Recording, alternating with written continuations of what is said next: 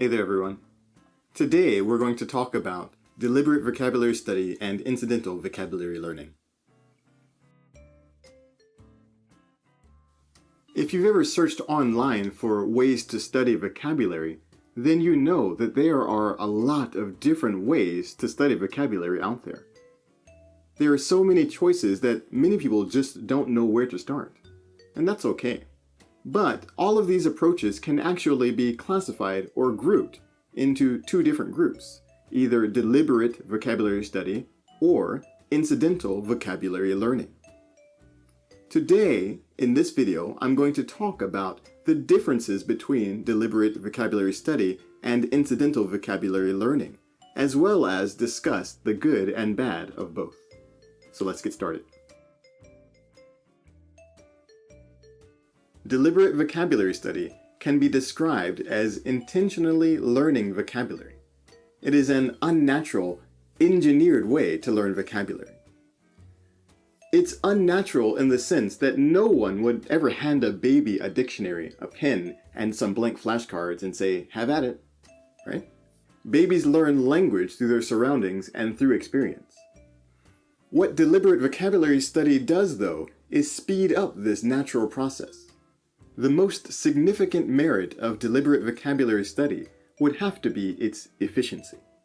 When done correctly, it is possible to learn thousands of words in the span of even just 1 year. But just how is this possible?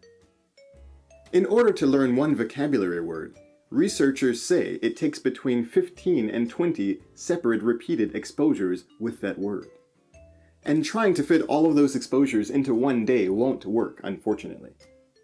This is because the exposures need to be spaced out over time.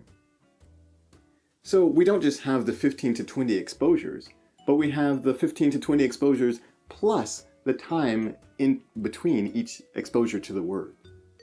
However, by carefully controlling the timing between exposures, we can actually accelerate the acquisition process. That is the basis of deliberate vocabulary study methods. Another merit of deliberate vocabulary study is that it doesn't take up that much time. Even though it enables you to learn thousands of vocabulary words, the studying itself doesn't actually take up that much time. The greatest downside of deliberate vocabulary study methods is that although you can learn a lot of vocabulary words in a relatively short amount of time, the words you are studying are taken out of any meaningful context. Because of this, when you try to use the words you've learned through deliberate vocabulary study, you will more than likely be understood, but how you use the words will be a little off, a little strange. The reason for this is that you have learned the word or words, yes, but you haven't learned the context for the word or words. You haven't learned how a native speaker might use that word. Therefore, there will be many situations where although your meaning is spot on, something will sound somewhat off. Another downside to deliberate vocabulary study is that while there are good study methods, there are also not so great study methods. The effectiveness of deliberate vocabulary study can vary greatly depending on the method you use to study. So you have to be very careful when choosing a method to use. There are a lot of people who don't know about incidental vocabulary learning, but it's actually the method that people use the most.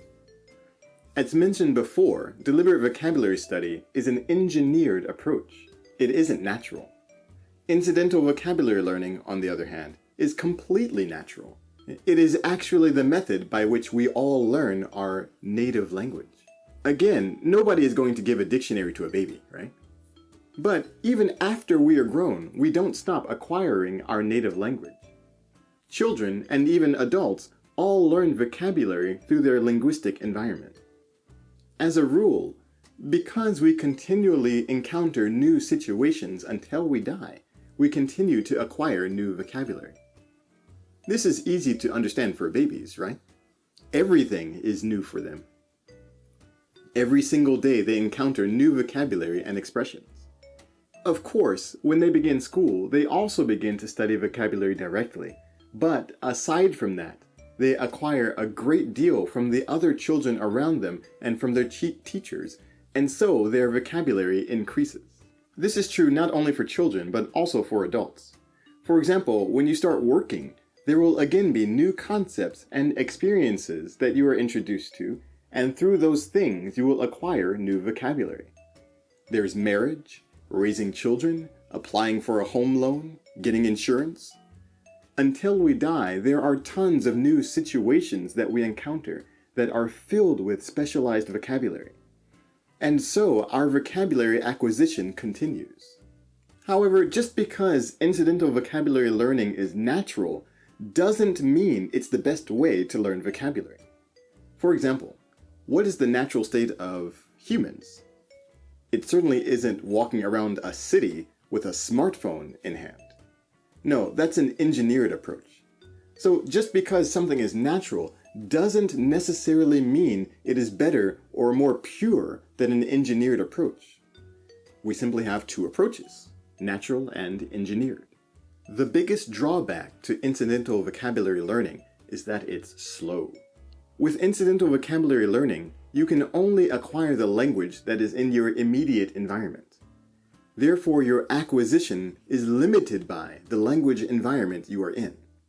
There is another limitation of incidental vocabulary learning.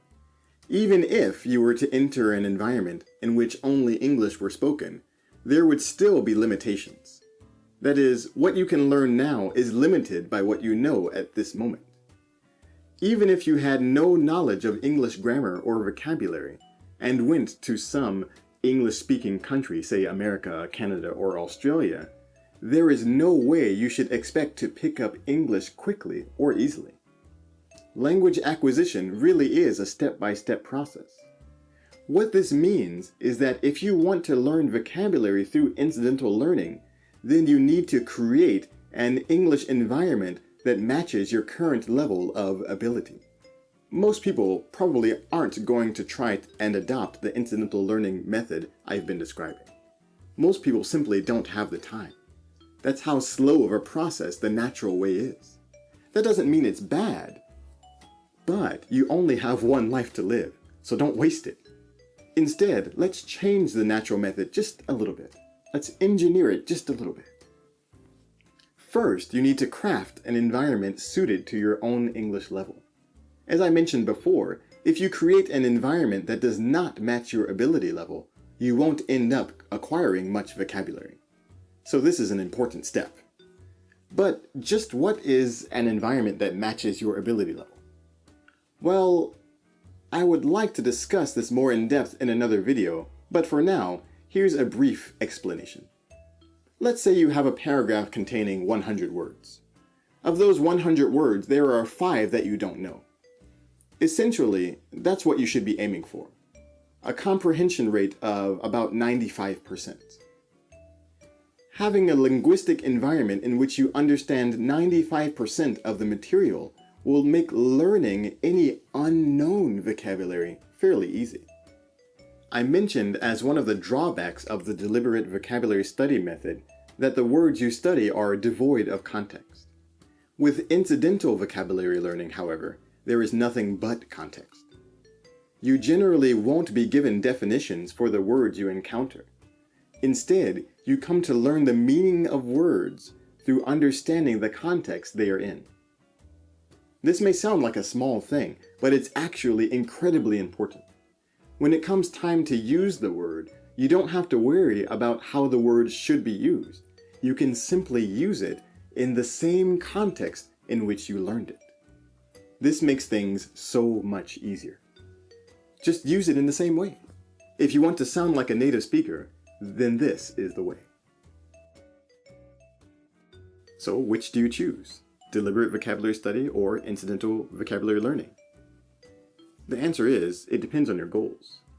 Using only deliberate vocabulary study, you can learn a lot of vocabulary in a short amount of time, but your usage will often sound somewhat unnatural. At the same time, with incidental vocabulary learning, how you use vocabulary will sound very natural, but your progress will be incredibly slow. But the point of this talk isn't to say that one is good and the other is bad. Because actually you can combine the two methods. And when you do, you get the best of both worlds. A vocabulary learning that allows you to learn words quickly and teaches you natural usage. You can use deliberate vocabulary study for learning words, and then incidental learning to learn how to use the words. This is the ultimate vocabulary learning method. So if you really want to get good at English, you need to adopt both methods. Deliberate vocabulary study and incidental vocabulary learning. Use them both. So that is deliberate vocabulary study and incidental vocabulary learning. Again, the point is not that one study method is better than another, but that the reasons for using one or the other vary. Use this understanding to your advantage and accelerate your vocabulary learning. Thanks for watching. If you haven't already, be sure to check out the original Japanese video. And remember to stay tuned for next week's video as well. Take care and see you next time. Bye.